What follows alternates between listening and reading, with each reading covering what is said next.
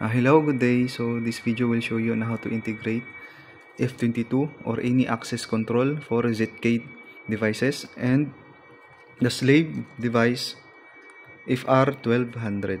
Okay, so the connection will be RS485 protocol. Okay, as you can see here, RS485B and A. B is for negative and A is for positive.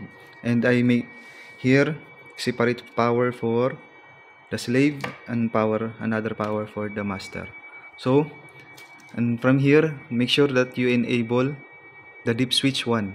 Okay, enable the dip switch 1, and the setting only from here in master is you will go to COM, then serial COM, and make sure that the server port is master unit. Okay, master unit, and that's it.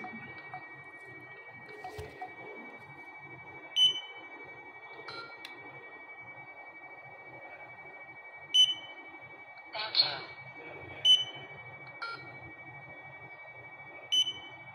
Thank you.